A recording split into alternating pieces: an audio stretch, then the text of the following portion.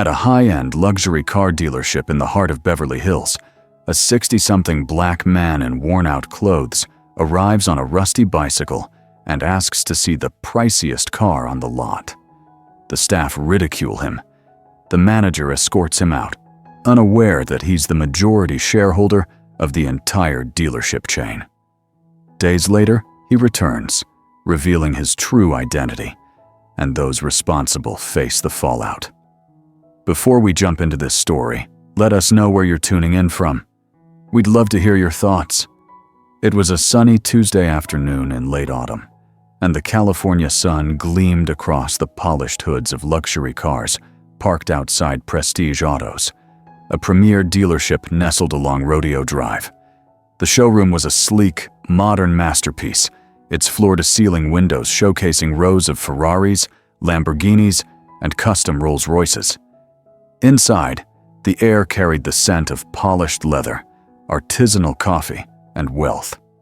Soft classical music hummed through discreet speakers, and the sales team glided with the confidence of those accustomed to sealing seven-figure deals before noon. The clientele fit the scene perfectly. Affluent patrons in designer suits, luxury loafers, and diamond-encrusted watches, sipping complimentary cappuccinos while debating between cars that cost more than most people's homes. At first, no one noticed the faint creak of a bicycle chain approaching the entrance, but as it grew closer, it disrupted the showroom's polished ambiance like a pebble in a still pond. Heads turned, murmurs paused.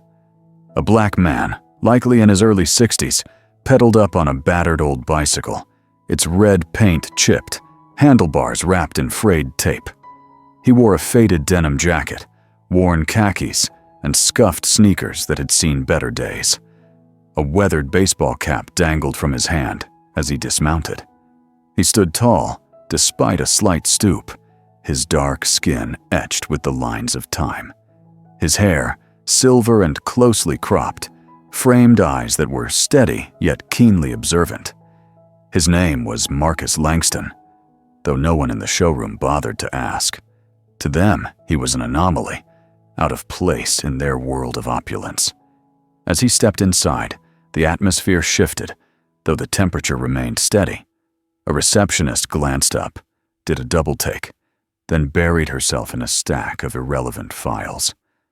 Two young salesmen near a display exchanged smirks, one muttering something that sparked a stifled laugh.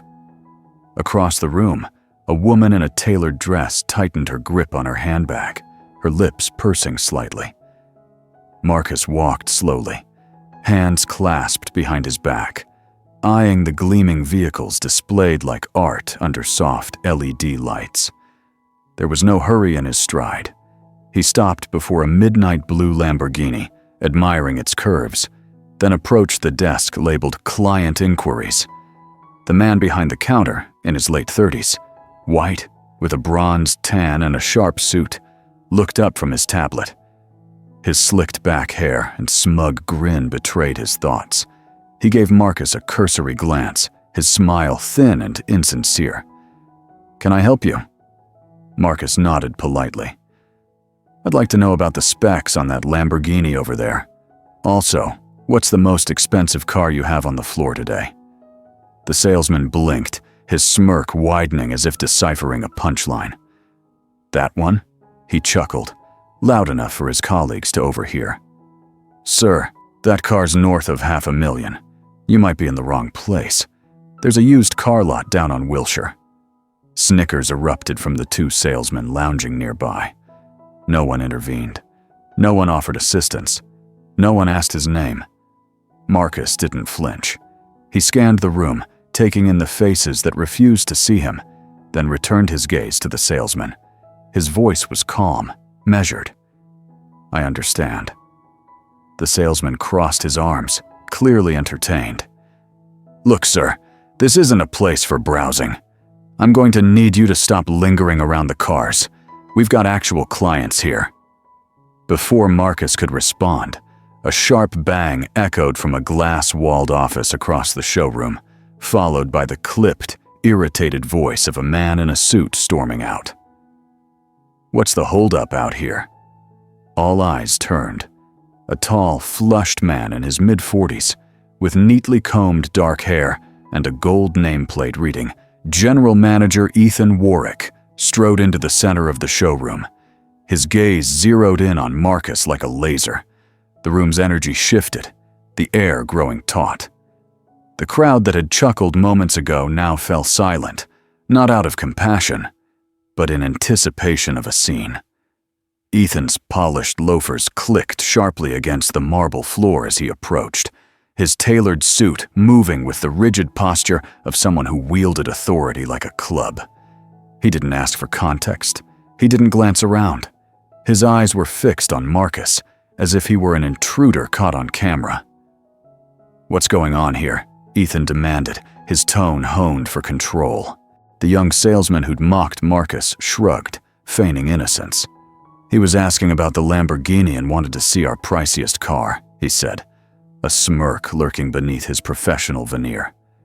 "Didn't seem like a serious buyer, so I pointed him elsewhere." Ethan snorted, not even glancing at the car in question. He stepped closer, arms folded, sizing Marcus up like a stain on the upholstery. "Pointed him elsewhere? You mean you let him in here to begin with?" The earlier laughter had evaporated, replaced by a heavy silence that felt like complicity. Every pair of eyes was on the scene now, clients pretending to check their phones, staff frozen behind the service desk. No one stepped in. No one spoke up. Marcus stood alone in a room full of onlookers. Ethan turned to him, his face tight, a rehearsed smile masking disdain. "Sir," he said, the word dripping with condescension, "I'm going to need you to leave. This establishment doesn't allow loitering or casual browsing. These vehicles aren't for everyone." The words landed like punches. Marcus stood still, his gaze piercing Ethan in a way that seemed to unsettle him. There was no anger, no tremor, no raised voice, just a profound disappointment that made Ethan shift uncomfortably. "I came to ask questions, not for handouts," Marcus replied, his voice low, rich and steady. "And I don't recall seeing a dress code posted outside." Ethan let out a sharp, humorless laugh, then motioned to the uniformed security guard near the entrance. "We reserve the right to refuse service to anyone. That includes time wasters." He paused, eyes narrowing. "Derek, could you escort this gentleman out, please?" The guard hesitated. His name was indeed Derek, tall, in his early 30s, white but different. His eyes lacked a hint of arrogance. There was unease there, maybe even reluctance. "Yes, sir," Derek replied, his voice softer than Ethan likely expected. As Derek approached, Marcus's posture remained unchanged. He glanced at the guard and, for the first time that afternoon, offered a slight nod. "No need to touch me," Marcus said calmly. "I know the way out." Derek didn't reach for him. He stepped aside, letting Marcus pass. A few steps later, Marcus paused near the midnight blue Lamborghini he'd admired. He looked at it once more, not with awe, but with a clarity that seemed to reflect the showroom's true nature. A receptionist near the corner, clutching a tablet, watched Marcus with a flicker of regret. But she said nothing. No one did. As Marcus reached the glass doors, Ethan lobbed one final barb, meant to cut deeper than any insult. "Next time you want a window shop, try somewhere that matches your wardrobe." The words lingered like a sour note. Marcus paused at the threshold. He could have turned back, revealed everything, dismantled their world with a single truth. Instead, he offered a faint smile and looked straight ahead. Inside, Ethan grinned, pleased with his performance.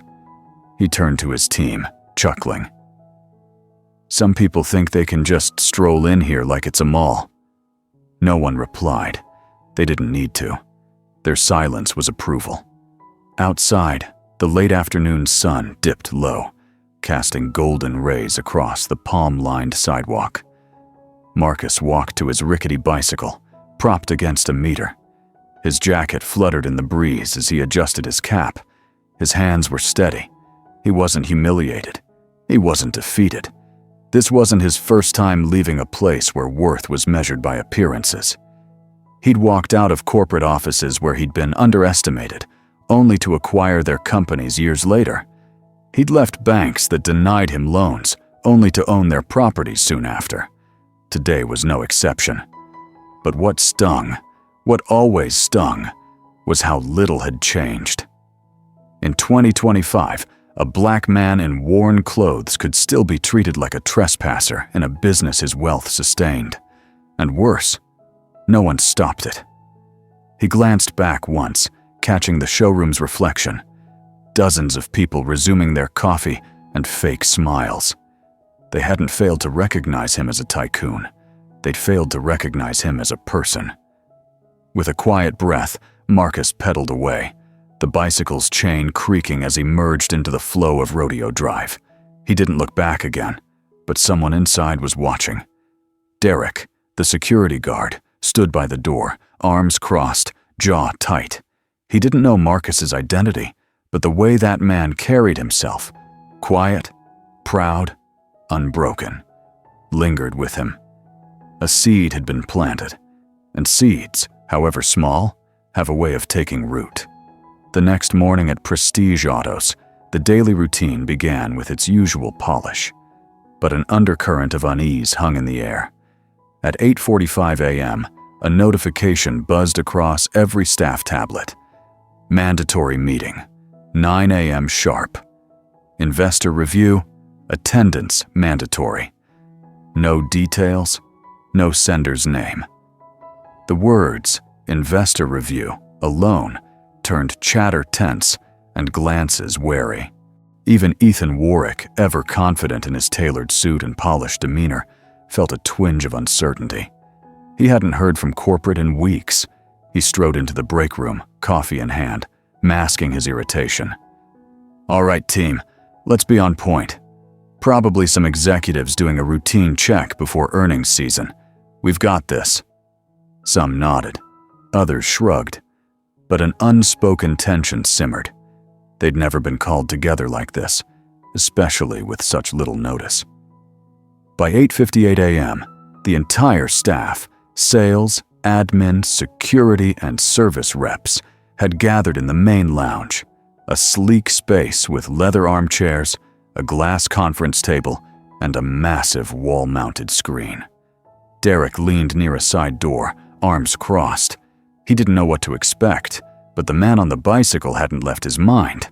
That moment gnawed at him, not because he knew the truth, but because it felt wrong, the kind of wrong that lingers. The room hushed as the glass door swung open. A man entered, tall, clean-shaven, dark-skinned, in a tailored charcoal suit. His pocket square was crisp, his shoes polished to a mirror shine, his hair neatly trimmed, silver at the edges. A gold wedding band glinted as he adjusted his cufflinks with deliberate care. His face, calm but commanding, swept the room. Jaws dropped. A few staff members straightened instinctively, sensing authority without knowing why. Ethan froze, not in recognition, but in disbelief. A beat passed before his voice, quieter than usual, slipped out. "You've got to be joking." The man met his gaze, unflinching. "Good morning," he said. "My name is Marcus Langston, representing Langston Capital Group." A murmur spread like static. Phones buzzed in pockets. Langston Capital, a titan in real estate, tech, and a 25% stake in Prestige Autos Inc. Ethan tried to regain his footing, forcing a smile. "Mr. Langston, we weren't told about your visit. If I'd known, I would have—" "Exactly," Marcus cut in, his voice steady but sharp, slicing through the room. "You would have rolled out the red carpet, polished the cars twice, called me sir with extra polish. You would have put on a show." The room went still. The air grew heavy. "But I'm not here for a show," he continued. "I'm here for honesty." He moved to the front of the room with the ease of someone who belonged, not because he demanded it, but because he'd earned it long before anyone here could object. He nodded to a silent assistant who'd entered unnoticed. The assistant clicked a remote, and the screen flared to life. Surveillance footage played, time-stamped and clear. There was Marcus, 3 days prior, walking in with his denim jacket, cap in hand, the bicycle faintly visible outside. The smirks, the dismissive gestures, the laughter were unmistakable. Ethan's entrance, his finger pointing to the door. Marcus's calm exit. And above all, everyone watching. Silent. Dread rippled through the staff. Someone shifted in their seat. The receptionist who'd avoided eye contact during the incident now stared at her hands. Ethan stepped forward, grasping for control. "Mr. Langston, let me explain." Marcus didn't look at him. "You already did. That day." Loud and clear. He turned to the room. "Some of you thought it was just another day, sending away someone who didn't fit, maybe even a story to laugh about later. But what you showed me wasn't a car. You showed me your priorities." Ethan's smile vanished. His eyes flicked to the doors, hoping for a corporate lifeline. None came. "I invested in this company," Marcus said, his voice even, "because I believed it stood for excellence, not exclusion. I wanted to back a business that valued people, not profiles. But what I saw, saw here, made me question that belief." He took a deep breath. "I've spoken with the board, and effective immediately.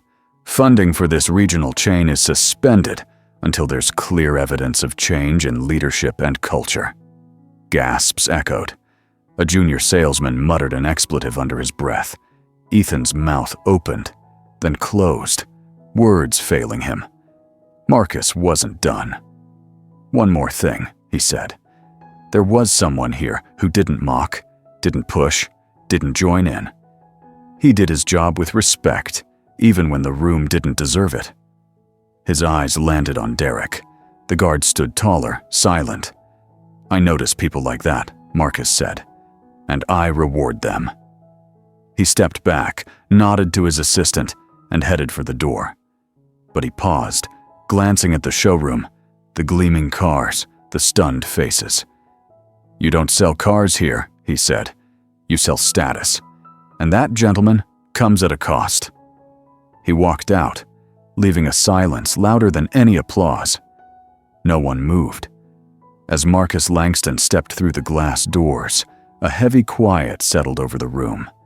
The surveillance footage, stark and unforgiving, lingered on the screen, its stillness a sharp contrast to the turmoil in the air. Ethan stood frozen, his face pale, as if he could erase the moment through sheer will. His throat tightened, but no words came. Staff exchanged uneasy glances, each silently calculating the damage to their careers, their reputations, the fragile hierarchy they'd upheld.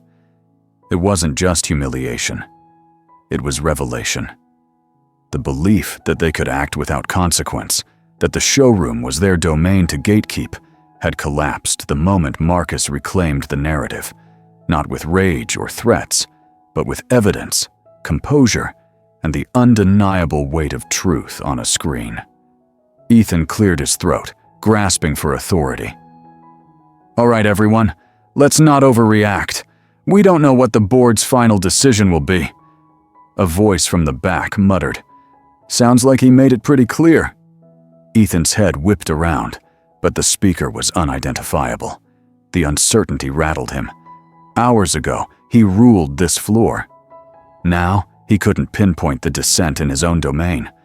Marcus's assistant lingered briefly, handing a sealed envelope to the HR rep without a word, and leaving quietly. The envelope contained a formal demand for a full audit of hiring practices, customer service policies, and employee conduct, signed by Langston Capital Group and 2 other major investors. Its weight was more than legal. It was a reckoning. Ethan tried to rally the team, calling for a huddle, but his words lacked their usual swagger. No one cared for talk of moving forward or opportunities for growth. The footage had exposed them as gatekeepers of privilege, and the gate had been smashed. By noon, corporate was on the line. 2 executives from headquarters arrived before closing, demanding a list of every employee in the footage and all incident reports from the past 6 months, especially those swept under the rug. The findings were unsurprising, but the speed of the fallout shocked them. Ethan Warwick was placed on administrative leave by 4:30 p.m. The receptionist who'd rolled her eyes was gone by Friday. The 2 smirking salesmen followed, their desks cleared without fanfare. Amid the upheaval, one name kept rising. Derek, the security guard who didn't join in, who didn't push, who simply did his job with restraint. 2 days later, the regional director called him in, not with suspicion, but curiosity. "You didn't know who he was, did you?" the director asked. "No, sir," Derek replied softly. "I just knew he didn't deserve that treatment." The director nodded, a rare hint of respect in his eyes. "We need more like you." Derek was promoted to operations coordinator, effective immediately. It wasn't glamorous, but it carried something rare in that showroom: trust. Weeks later, Prestige Autos began to change, not with superficial fixes, but with substance. Corporate-mandated equity and ethics training across all branches. Anonymous feedback systems were installed. A zero-tolerance policy for discrimination was displayed on every wall, desk, and brochure. The atmosphere shifted. Glass walls of elitism gave way to open doors, literally. One day each month was dedicated to first-time buyers and veterans, with staff trained to treat every visitor like a VIP.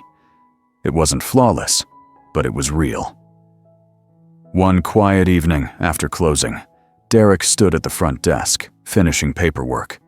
The showroom was silent, no longer heavy with arrogance. It felt cleaner. He glanced at the entrance, recalling that day. The man on the bicycle, the room's failure to see him. Derek hadn't done anything heroic, but he understood now why it mattered that he hadn't joined the others. In a mahogany-paneled office across town, Marcus Langston sat by a window, the Los Angeles skyline glowing under dusk. He didn't need to chase updates on the dealership. Reports arrived in neat folders, and boardroom calls confirmed the changes. The seed he'd planted had taken root. He didn't want vengeance. He wanted progress. And it was happening. One moment lingered in his mind, not the insults or the silence, but the look in Ethan's eyes when the footage played. Not fear, but realization. The moment a man sees himself exposed. That, Marcus knew, was justice. Not the firings, not the spectacle, but the truth laid bare. He allowed himself a small smile, not of victory, but of relief. Sometimes a camera is more than a lens. It's a mirror held up to a system, demanding accountability. 1 month later, the morning sun bathed Prestige Autos in soft light. The glass panels, once symbols of vanity, now reflecting a humbler purpose. The marble floors and polished cars remained, but the energy had shifted. Quiet, like the calm after a storm. A young black woman in her late 20s stepped through the doors, hesitating slightly. She wore a faded sweatshirt, jeans, and worn sneakers, clutching a tattered notebook filled with budget calculations and dreams. Her eyes scanned the room warily. 3 other dealerships had diminished her confidence that week. Before she reached the desk, a man approached. Tall, calm, his uniform crisp yet approachable. His name tag read, "Derek, Operations Coordinator." He offered a warm smile. "Good morning, ma'am. Welcome to Prestige Autos. How can I assist you today?" She blinked, caught off guard by the sincerity. "I'm just looking," she said quietly. "I know I don't look like your usual customer." Derek shook his head gently. "Everyone's our customer," he said. "We're here to find the right car for your journey." He didn't hover or push, just walked beside her, matching her pace, answering her questions about cars she thought were out of reach, because they mattered. Outside, a man paused on the sidewalk, watching the scene. Marcus Langston, in a simple jacket and slacks, leaned against a streetlight. He wasn't there to check up, or so he told himself. His hands in his pockets, he felt a quiet satisfaction watching dignity in action. He didn't need to step inside. The lesson had taken hold. The seed had grown. As a breeze swept through, he turned and walked into the morning crowd. No fanfare, no headlines, just a quiet end to a story about values, not vengeance. People forget what you wear or drive, but never how you made them feel. Sometimes it takes a man with nothing to show a place what everything means. Join us to share meaningful stories by hitting the like and subscribe buttons. Don't forget to turn on the notification bell for daily doses of profound lessons and heartfelt empathy.